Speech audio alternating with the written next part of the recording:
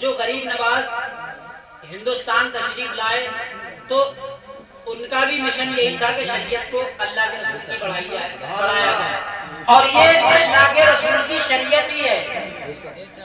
آپ مولویت کے جو بچوں کو دیکھیں گے جو پڑھایا جاتا ہے بچوں کو، تو کئی سال تک کئی جماعتوں تک یہی وضو اور غسل کے مسائل پڑھائے جاتے ہیں۔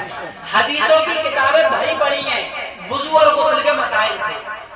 اللہ کے رسول نے بہت حدیثیں بیان فرمائی ہیں، تو کوئی تو مقصد ہوگا اتنی حدیثیں اللہ کے رسول نے بیان فرمائی ہیں۔ اور قرآن عظیم میں اللہ تعالیٰ ارشاد فرماتا ہے ان اللہ یحب التوابین و یحب المتطہرین، اللہ توبہ کرنے والوں کو پسند کرتا ہے، پاک رہنے والوں کو پسند کرتا ہے۔ اب یہ جو پروگرام ہے وہ غریب نواز کے تعلق سے ہے۔ جو غریب نواز کا مشن تھا وہ بھی یہی تھا، لیکن غریب نواز کا مشن تو اصل یہی تھا، لیکن پہلے تو غیر مسلم ہوتے ہیں، پہلے تو ایمان ضروری ہوتا ہے، تو اس لیے غریب نواز نے سب سے پہلے کلمہ پڑھایا 90,000۔ غریب نواز کوئی ایسی ویسی شخصیت کا نام نہیں ہے، غریب نواز اللہ کے رسول کی عطا کا نام ہے، غریب نواز حضرت فاطمہ کے جگر کا نام ہے، غریب نواز مولا کائنات کی اولاد کا نام ہے، غریب نواز حضرت امام حسین کی عطا کا نام ہے۔ اب ہم غریب نواز سے کیوں کنیکٹ ہیں، ان کے دامن سے کیوں وابستہ ہیں، آخر ان سے ہمیں کیا مل جائے گا، کیا مل جائے گا ہمیں غریب نواز سے؟ اعلیٰ حضرت فرماتے ہیں کہ کچھ جگہیں ایسی ہوتی ہیں جہاں پر دعائیں قبول ہوتی ہیں، اور ہندوستان میں ایک جگہ ایسی ہے جسے اجمیر کہتے ہیں، وہاں پر بھی دعائیں قبول ہوتی ہیں۔ یہ خدا کا شکر کرو کہ اللہ نے تمہیں ہندوستان میں پیدا فرمایا، غریب نواز کے وطن میں پیدا فرمایا۔ اور صرف یہی نہیں، یہی ہندوستان ہے جس سے رسول اللہ صلی اللہ علیہ وسلم کی وفا کی روح آئی۔ تو غریب نواز سے ہم کنیکٹ کیوں ہیں؟ اللہ تعالیٰ قرآن عظیم میں ارشاد فرماتا ہے اہدنا الصراط المستقیم۔ نماز میں آپ پڑھتے نہیں پڑھتے اہدنا الصراط المستقیم، الحمد یاد ہے کہ نہیں یاد ہے؟ اس کا کیا مطلب ہوتا ہے؟ اے اللہ ہمیں سیدھا راستہ دکھا، اے اللہ ہمیں سیدھا راستہ چلا۔ صراط الذین انعمت علیہم، راستہ کن کا؟ جن پر تو نے انعام کیا، غیر المغضوب ولا الضالین، نہ ان کا جن پر تیرا غضب ہوا، نہ ان کا راستہ جن کو تو نے بھٹکا دیا، یا جو بھٹکے ہوئے لوگ ہیں، یا اللہ ہمیں راستہ ان کا چلا جن پر تیرا انعام ہوا، ان کا راستہ نہیں جن لوگوں پر تیرا غضب ہوا، جو لوگ بھٹکے ہوئے ہیں۔ یہ ہر نماز میں ہر مسلمان دعا کرتا ہے، اے اللہ ہمیں سیدھا راستہ چلا، سیدھا راستہ چلا۔ سیدھا راستہ کن کا؟ جن پر تو نے انعام کیا۔ انعام کس پر کیا ہے اللہ نے؟ اللہ قرآن عظیم میں دوسری جگہ ارشاد فرماتا ہے اللہ نے جو ہے وہ نبیوں پر انعام کیا ہے، اللہ نے جو ہے وہ شہداء پر انعام کیا ہے، اللہ نے شہداء پر انعام کیا ہے، اللہ نے صالحین پر انعام کیا ہے، اللہ نے صدیقین پر انعام کیا ہے۔ مطلب کیا ہوا کہ اے اللہ ہمیں نبیوں کا راستہ چلا، اے اللہ ہمیں صدیقین کا راستہ چلا، اے اللہ ہمیں شہداء کا راستہ چلا، اے اللہ ہمیں صالحین کا راستہ چلا۔ اب ہم یہ کہہ سکتے ہیں کہ حضرت آدم کا راستہ چلا، حضرت عیسیٰ کا راستہ چلا، حضرت موسیٰ کا راستہ چلا، حضرت ابراہیم کا راستہ چلا، محمد رسول اللہ کا راستہ چلا، شہداء کا راستہ چلا، صدیقین کا راستہ چلا، یعنی صدیق اکبر کا راستہ چلا، عمر فاروق اعظم کا راستہ چلا، حضرت مولا علی کا راستہ چلا، عثمان غنی کا راستہ چلا، حضرت معاویہ کا راستہ چلا، صحابہ کا راستہ چلا، شہداء کا راستہ چلا، امام حسین کا راستہ چلا، امام حمزہ کا راستہ چلا، امام حسن کا راستہ چلا، امام باقر کا راستہ چلا، صالحین کا راستہ چلا، غوث اعظم کا راستہ چلا، غریب نواز کا راستہ چلا، وارث پاک کا راستہ چلا، مدارک خان کا راستہ چلا، امام احمد رضا کا راستہ چلا، تاج الشریعہ کا راستہ چلا۔ یہ ہر نماز میں ہم دعا کرتے ہیں۔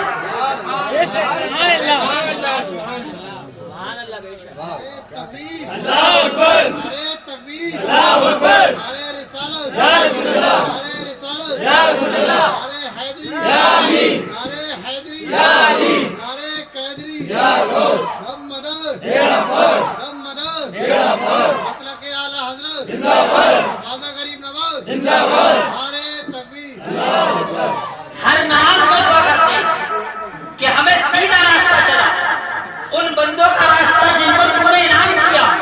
اللہ خود فرماتا ہے میرا انعام نبیوں پر ہے، میرا انعام صدیقین پر ہے۔ صدیقین صدیق کی جمع ہے، یعنی جو صدیق بنتے ہیں ان کا راستہ چلا۔ اور اللہ خود فرماتا ہے میرا انعام شہداء پر ہے، یعنی جو میری راہ میں شہید ہوتے ہیں ان کا راستہ چلا۔ اللہ خود فرماتا ہے صالحین کا، یعنی جو نیک بندے ہیں۔ اب غریب نواز کا آپ کو نیک ہوگا؟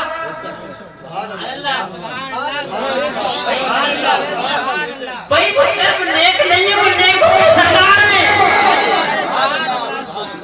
صرف نیک نہیں ہے، نیکوں کے سردار ہیں، اور ایسے نیک ہیں کہ جو بارگاہ میں ان کی آمدائیں نیک ہو جاتا ہے۔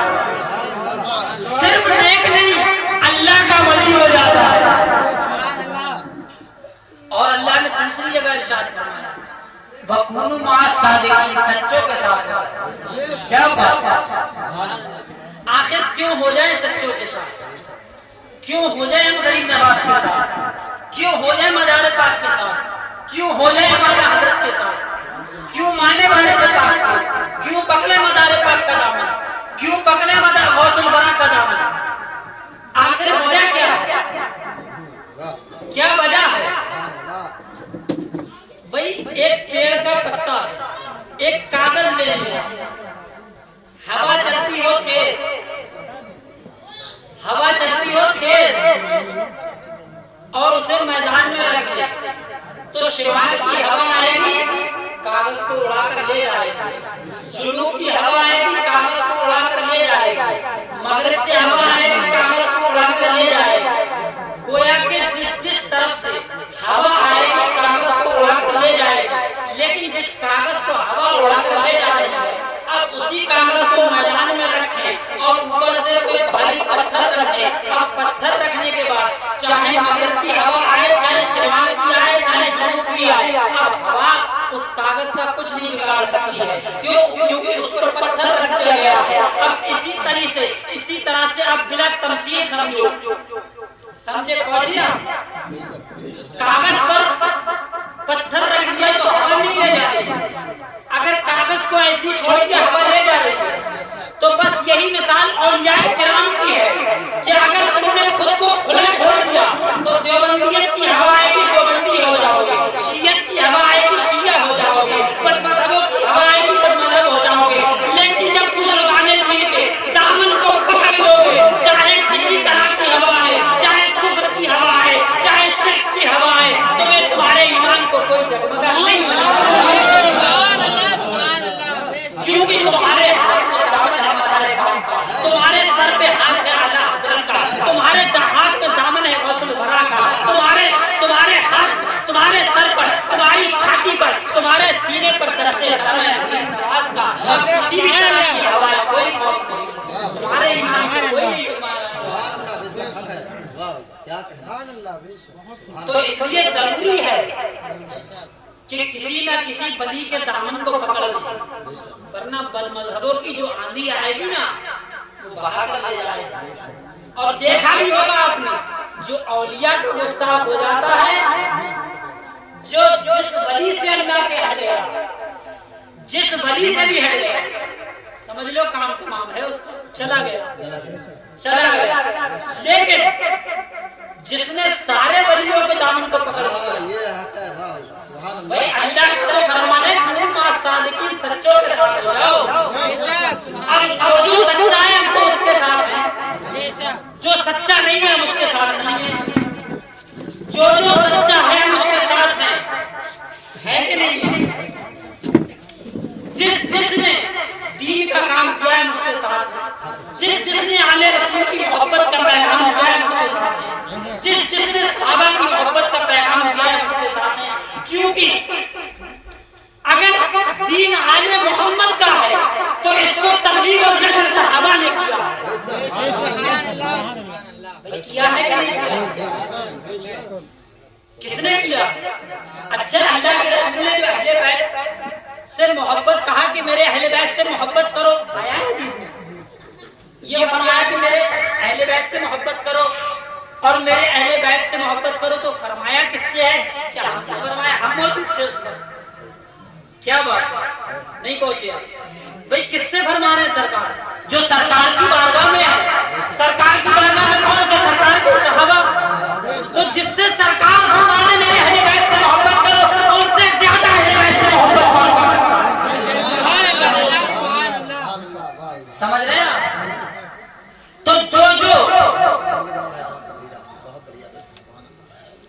سچوں کے ساتھ ہیں ہم اس کے ساتھ ہیں، اور ہم سچوں کے ساتھ ہیں، کیونکہ اگر ہم سچوں کے ساتھ نہ ہوں گے تو پھر ایمان کو بچانا مشکل ہو جائے گا، اور ایمان ایسی دولت ہے جس کو بچانا بہت ضروری ہے۔ اور یہ ایمان ہندوستان میں غریب نواز بھائی، غریب نواز نہ تو شاید ہم مسلمان نہ ہوتے، کیونکہ سلاطین اسلام آئے، ان کی جنگیں ہوئی، ان کو ہوئی، اس سے کوئی لڑائی اور تلوار کے زور پر اسلام قبول نہیں کر سکتا۔ کسی کے گھر پہ جہاں بھی یہ دے دے گا، لیکن محبت سے مانگے گا یہ دے دے گا۔ تو جو لوگ کہتے ہیں کہ اسلام جو تلوار سے پھیلا ہے، ہم کہتے ہیں اسلام تلوار سے نہ کل پھیلا تھا نہ آج اسلام تلوار سے پھیل رہا ہے، کل بھی ہمارے غریب نواز نے محبت سے اسلام پھیلایا تھا، اور آج بھی غریب نواز کی محبت سے اسلام پھیلا ہے۔ بھائی آج کون سی تلوار ہم چلا رہے ہیں؟ دیکھو مسلمان پڑھ رہے ہیں، کون سی تلوار چلا رہے ہیں؟ اب تو تلواریں تمہارے پاس ہیں، اب تو بندوقیں بارود تمہارے پاس ہیں، ہمارے پاس کیا کچھ نہیں ہے۔ ہمارے پاس تو بس ہمارے غریب نواز کو دیا ہوا، ہمارے پاس اگر کچھ ہے تو ہمارے پاس تو بس غریب نواز ہے۔ ہم غریبوں کے پاس اگر کوئی ہے تو غریب نواز ہے۔ ہم امیر نہیں ہیں، ہمارے پاس کچھ نہیں ہے، ہمارے پاس دنیا نہیں ہے، ہم غریب ہیں، لیکن ہم غریبوں کا غریب نواز ہیں۔ بس ہمارے پاس غریب نواز ہے، اور اسی غریب نواز کی برکت سے، انہی کی عطا سے کل بھی ہمارا اسلام پھیلا تھا، آج بھی ہمارا اسلام، اور صبح قیامت تک انشاءاللہ پھیلتا ہے، کیونکہ غریب نواز اللہ کے سچے ولی ہیں، آل علی ہیں، نبوت اور رسالت کی کلی ہیں۔ تو غریب نواز، اب دیکھیں غریب نواز نے کیسے اسلام پھیلایا، یہ بتا دوں کہ تلوار چلائی تھی غریب نواز نے۔ غریب نواز تشریف لائے، لوگ آگ کی پرستش کر رہے ہیں، آگ کی پوجا کر رہے ہیں، غریب نواز نکلے، بلا کر فرمایا دریافت کے مریدوں سے پتہ کرو یہ کون لوگ ہیں۔ کہا کہ سرکار یہ آتش پرست ہیں، آگ کی پوجا کر رہے ہیں، کئی سو سال ہو گئے ہیں آگ جلاتے ہوئے، یہ آگ کی پوجا کر رہے ہیں، کئی مطلب آگ جلاتے ہیں، آگ کو پوجتے رہتے ہیں، آگ کے سامنے ماتھا ٹیکتے ہیں۔ غریب نواز تشریف لے گئے اور نے اللہ کے کلمے کی دعوت دی، اللہ کے دین کی طرف بلایا۔ اللہ ارشاد فرماتا ہے وَادْعُوا إِلَىٰ سَبِيلِ رَبِّكَ، اپنے رب کے راستے کی طرف بلاؤ، بالحکمت والموعظۃ الحسنہ، حکمت کے ساتھ، والموعظۃ الحسنہ، اور اچھی بات کے ساتھ۔ ہمارا رب تو کہتا ہے کہ اچھی بات کے ساتھ اسلام کی طرف بلاؤ، تو پھر اسلام کی طرف تلوار لے کر کون بلائے گا؟ بھئی قرآن کہتا ہے اچھی بات بول کر اسلام کی طرف بلاؤ۔ غریب نواز گئے، تشریف لے گئے، اسلام کی دعوت دی، لوگوں نے انکار کر دیا، کیوں یہ آگ کی پوجا کرنا ہے؟ اندھ بھکت تو اندھ بھکت ہوتا ہے۔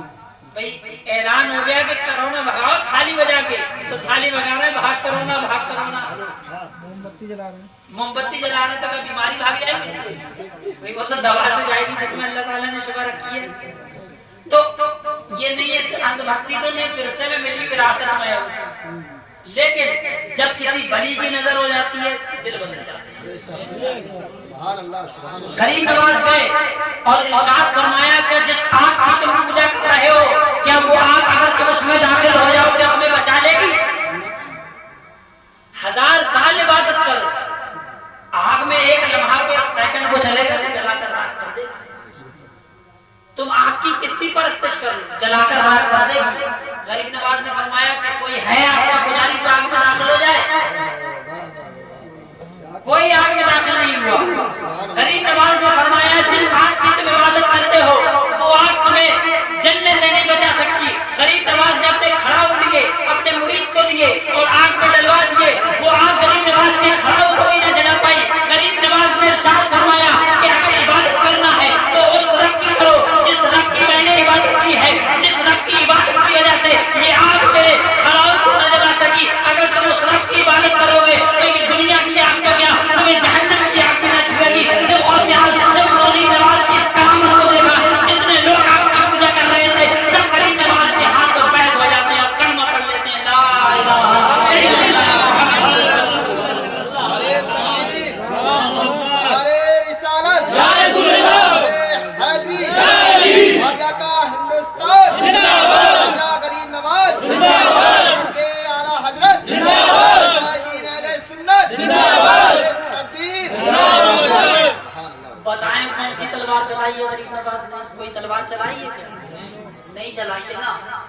لوگ مطلب کہتے ہیں کہ قرآن میں ہے کافروں کو جہاں مطلب پاؤ کر لگا دو اگر اسلام نہ لائے، یہ قرآن میں لکھا ہے. سنتے رہتے ہو آپ ٹی وی پر موبائلوں پر، سنا ہوگا آپ نے، سنا ہے نہیں سنا؟ تو آخری یہ بات بتا دوں، اس کے بعد میں تقریر ختم کر دیتا ہوں، اجازت ہے؟ بھائی دیکھو ہر مسلمان کو معلومات چاہیے کہ مطلب قرآن میں کیا یہ بات ہے یا نہیں ہے. کیا قرآن میں یہ ہے کہ کافروں کو قتل کر دو؟ غریب نواز تو محبت سے اسلام پھیلا رہے ہیں. بھائی یہ بات حقیقت ہے کہ اسلام کے ماننے والوں نے تلوار اٹھائی ہے، لیکن کب اٹھائی ہے؟ جب آپ اپنی جان پر بنائی ہے، جب لوگوں نے حملہ کیا، جب لوگوں نے مجبور کیا ہے. آپ پورے اسلام کی تاریخ پڑھ لیں، ہمارے نبی تنہائی تو تشریف لائے تھے، لوگوں نے کیا ظلم نہیں کیا؟ یہ بتاؤ کیا کسی کو یہ کہنا کہ اللہ ایک ہے کیا یہ گناہ ہے؟ کیا یہ اپنی تسلیم کرتی ہے کسی سے یہ کہنا کہ اللہ ایک ہے کیا یہ غلط بات ہے؟ بالکل نہیں ہے یہ غلط بات. صرف اللہ کے رسول نے یہی تو کہا تھا. تو اللہ کے رسول پر کتنے ظلم کیے گئے تھے، یہاں تک کہ اللہ کے رسول نماز پڑھ رہے تھے تو ابو جہل اس کے ہوائیوں نے اونٹ کی اوجری جو کٹا ہوا اونٹ ہوتا ہے وہ اللہ کے رسول کی پیٹھ پر ڈال دی. اللہ اکبر. اللہ کے رسول سجدے میں ہیں اور اس نے لا کر یہ ڈال دی کافروں نے. کس وجہ سے؟ صرف اس وجہ سے کہ اللہ کے رسول تبلیغ کر رہے ہیں اسلام کی.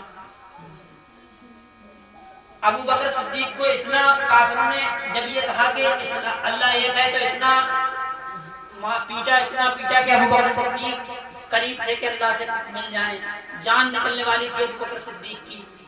تو کون سی ابو بکر صدیق نے تلوار چلائی تھی؟ رسول اللہ صلی اللہ علیہ وسلم کا بائیکاٹ کیا گیا، شعبے ابی طالب میں کئی سال تک محصور رکھا گیا سرکار کو. کھانے کے لیے اسلام کے ماننے والے پریشان رہے، پیڑوں اور درختوں کے پتوں پر جو چمڑا تک چبایا اسلام کے ماننے والوں نے. خالی بھوک مٹانے کے لیے کون سی تلوار چلائی؟ اللہ کے رسول صلی اللہ علیہ وسلم کے قتل کا منصوبہ بنا، لوگوں نے قتل کرنا چاہا، کون سی اللہ کے رسول نے تلوار چلائی؟ اللہ کے رسول طائف کے میدان میں جب الگ تبلیغ کرنے گئے اللہ کے رسول پر پتھر برسائے گئے، اللہ کے رسول لہو لہان ہو گئے، نالین پاک اللہ کے رسول کے صلی اللہ علیہ وسلم کے بھر گئے خون سے. اللہ کے رسول کی بارگاہ میں فرشتہ آیا، یا رسول اللہ پہاڑوں کو ملا دو، بستی والے برباد ہو جائیں. اللہ کے رسول نے فرمایا نہیں، یہ اگر ایمان نہیں لا رہا تو اولاد ایمان لائیں گے. تو اللہ کے رسول نے دیکھو اللہ کے رسول کی بارگاہ میں فرشتہ آیا کہ مارنے، پہاڑوں کو ملا دے، پہاڑوں کے بیچ بستی تھی. اللہ کے رسول نے انکار فرما دیا کیونکہ میں رحمت بن کر آیا ہوں. تو جو نبی رحمت بن کر آیا ہو، جس کا دین رحمت بن کر آیا ہو، اسلام جس کا معنی سلامتی ہو، تو کیا وہ آتنکواد کا پیغام دے گا؟ اسلام سلامتی سے بنا ہے، سمجھ رہے ہیں؟ اسلام سلامتی سے بنا ہے. سلام سلامتی، اسلام الف ہٹا دے الف ہٹا دے سلام بچے گا. سلام کا مطلب سلامتی، تو سلامتی سے سلام بچا تو کیا وہ تلوار سے پھیلا ہے؟ اب جب اللہ کے رسول کے قتل کا بھی منصوبہ بن گیا، اللہ کے رسول صلی اللہ علیہ وسلم ہجرت کر کے مدینہ لے آئے. اب مدینہ سے بھی ان لوگوں نے مسلمانوں کو مطلب پریشان کیا، کبھی مسلمانوں کی بکریاں اٹھا لی، کبھی مسلمانوں کے اونٹ لے گئے، کبھی مسلمانوں کو گھیر کر پیٹا. تب جا کر مجبوری میں جنگ بدر میں آئی. جب حد ہو گئی ان کے ظلم و ستم کی، تب مسلمانوں نے تلوار اٹھائی ہے، وہ بھی ان کے جواب میں. لیکن اسلام تو محبت سے ہی پھیلا ہے نا. اب جو قرآن میں یہ ہے کہ کافروں جہاں چاہو قتل کر دو. دیکھو بھائی ہم ہیں قرآن کے ماننے والے، کوئی قرآن کو مانے یا نہ مانے ہمیں تو ماننا ہے. اب قرآن کی ان آیات کا کیا مطلب ہے؟ سیدھی سادی بات ہے کہ قرآن میں دو طرح کی آیات ہوتی ہیں. کئی طرح کی؟ اور حدیث بھی دو طرح کی ہوتی ہے. ایک وہ حدیث جس پر عمل کیا جائے، ایک وہ حدیث جس پر عمل نہ کیا جائے. ایک وہ قرآن کی آیت جس پر عمل کیا جائے، ایک وہ قرآن کی آیت جس پر عمل نہ کیا جائے. سمجھ میں آ گیا؟ سمجھ میں آ گئی بات؟ قرآن میں کئی طرح کی آیتیں؟ دو طرح کی. ایک وہ جس پر عمل کیا جائے اور ایک وہ جس پر عمل نہ کیا جائے.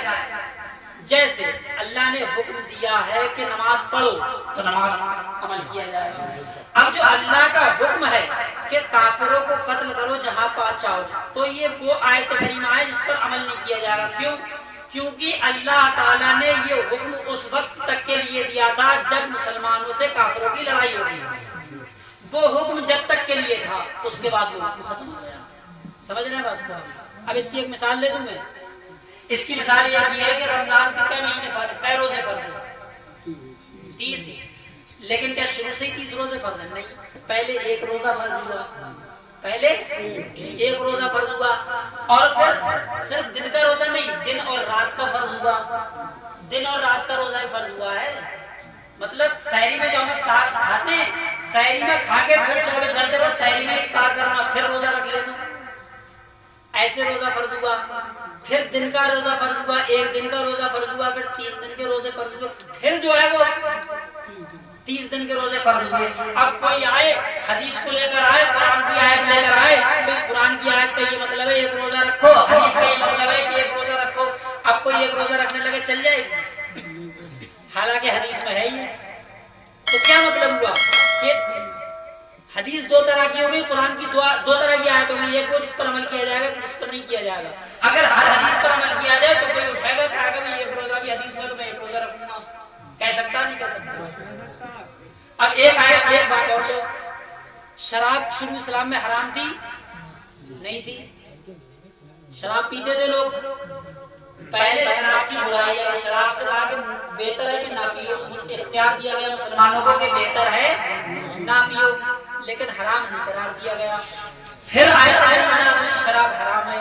اب کوئی بات پہلے والی آیت اٹھا کے لائے کہ قرآن میں یہ ہے کہ شراب حرام تو نہیں ہے لیکن نہ پیو تو بہتر ہے، تو کیا مان لیا جائے گا؟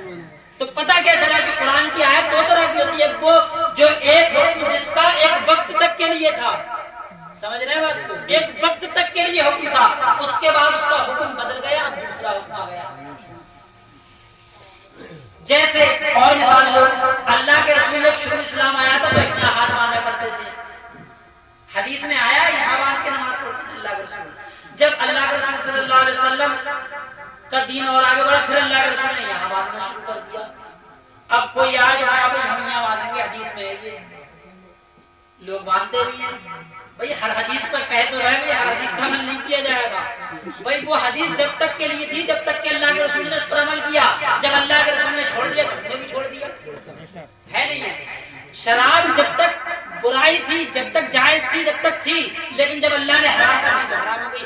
جب تک ایک روزہ فرض تھا، جب تک ایک روزہ مسلمانوں نے رکھا، جب تک 3 روزے تھے، جب تک 3 روزے مسلمانوں نے رکھے، جب 1 مہینے کے روزے فرض ہوگا تو 1 مہینے کے روزے فرض ہوں گے، جب تک اللہ کا حکم تھا کہ کافروں کو جہاں چاہو قتل کرو، تو جب تک ہم نے مسلمانوں نے کافروں کو قتل کیا، لیکن جب تک حکم تھا جب تک کیا، اب اس کے بعد حکم نہیں ہے، اب ہم قتل نہیں کریں گے۔ سمجھ میں آئی بات؟ یہ مطلب ہے۔ لیکن اسلام میں جہاد کا تصور ہے کہ اگر پوری جماعت پر جب بات آ جائے، پورے اسلامی ملک پر بات آ جائے، تب جہاد کا مسئلہ ہوتا ہے، وہ الگ مسائل ہے، اس کا ان آیات سے کوئی مطلب نہیں ہے۔ تو ان آیات کو غلط انٹرپریٹ کیا جاتا ہے، غلط لوگوں کے ذہن میں بات ڈالی جاتی ہے کہ اسلام دہشت گردی کا پیغام دیتا ہے، اسلام ہرگز دہشت گردی کا پیغام نہیں دیتا ہے، اور اس کی جیتی جاگتی مثال غریب نواز ہے۔ اگر کوئی یہ کہے کہ اسلام تلوار سے پھیلا ہے تو وہ یہ ثابت کرتے کہ غریب نواز نے کون سی تلوار اٹھائی ہے۔ ہم مان لیں گے کہ اسلام تلوار سے پھیلا ہے، اگر اسلام تلوار سے پھیلتا تو ہم بھی تلوار لیے گھومتے ہوئے اسلام پھیلاتے ہے نہیں ہے۔ اور جو لوگ اسلام کا نام لے کر آتنکواد کو اختیار کرتے ہیں، ہم ان کو کنڈیم کرتے ہیں، ہم ان کی برائی کرتے ہیں، ہم ان کو نہیں مانتے ہیں، کہتے ہیں غلط ہے، غلط ہے بھی غلط ہے، جو غلط ہے وہ غلط ہے نہیں کہتے، نہیں کہتے جو غلط ہے وہ غلط ہے۔ ہاں اسلام میں جہاد کا تصور ضرور ہے، وہ کنڈیشن ہے کہ جہاد کب فرض ہوگا، جب فرض ہوگا دیکھا جائے گا۔ بھائی انسان ہر ملک کی فوج ہوتی ہے کہ نہیں ہوتی ہے، اگر کسی ملک پر کوئی دوسرا ملک حملہ کرے تو کوئی اس کی فوج مطلب عمل میں نہیں آئے گی، بالکل آئے گی۔ تو ایسے ہی اسلام کے ماننے والوں کے لیے جہاد کا وہ ہے، وہ ایک آخری منزل ہے، سمجھ رہے ہیں آپ؟ اس کی بھی مطلب شرائط ہیں، جیسے نماز کے شرائط ہیں، جب تک کوئی پاک نہیں ہوگا جب تک نماز پڑھ نہیں سکتا، ایسے ہی اس کے بھی شرائط ہیں، وہ ایک الگ مسئلہ ہے۔ تو اس کا تصور ہے وہ الگ مسئلہ ہے، وہ علماء کرام جانتے ہیں، کتابوں میں حدیثوں میں ہے، لیکن قرآن میں یہ نہیں ہے کہ کافروں کو جہاں چاہو قتل کر دو۔ مطلب یہ ہے کہ ہے، لیکن یہ مطلب نہیں ہے کہ ہم اس پر عمل کر لیں، کیونکہ حدیث بھی 2 طرح کی ہوتی ہے اور آیت بھی 2 طرح کی ہوتی ہے، اس بات کو ذہن میں رکھیں، ورنہ اگر ہر حدیث پر عمل کرنا ممکن ہو، اور ایک مزے کی اور بات بتا دوں یہاں پر، جب ہر حدیث پر عمل کرنا ممکن मुमकिन नहीं है, इसी वजह से तो हम अहले हदीस नहीं है, इसी वजह से तो हम अहले सुन्नत है। भाई अहले हदीस का मतलब ये हर हदीस पर अमल करो, हर हदीस को मानो, हर हदीस को मानना और है और हर हदीस पर अमल करना और है, तो हम अहले सुन्नत है, अहले हदीस नहीं है। अहले सुन्नत का मतलब होता है उन हदीसों पर अमल करना जो अमल के लायक हैं, जिन पर अमल किया जाएगा। और अहले हदीस का मतलब ये हुआ कि हर हदीस को मानो, तो भैया हर हदीस को मानो। तो हदीस में ये भी आया है, मन तरक सलात मुतअम्मिदन फक़द कफर, जिसने एक वक्त की जानबूझकर नमाज छोड़ी वो काफिर हो गया, तो जिसने छोड़ी उसे काफिर कहो। हमारे यहाँ ये हदीस का मतलब है ही नहीं, हमारे यहाँ ये कि उसने कुफ्र जैसा काम किया लेकिन रहेगा मुसलमान। तो हदीस दो तरह की होती है, कुरान की आयत भी दो तरह की होती है। सिर्फ ये मोटा मोटा मैंने आपको बताया है, सिर्फ मोटी मोटी बात बताई है। हदीस और कुरान की दो तरह की होती है, लेकिन होती कई तरह की नहीं। समझ रहे हैं आप?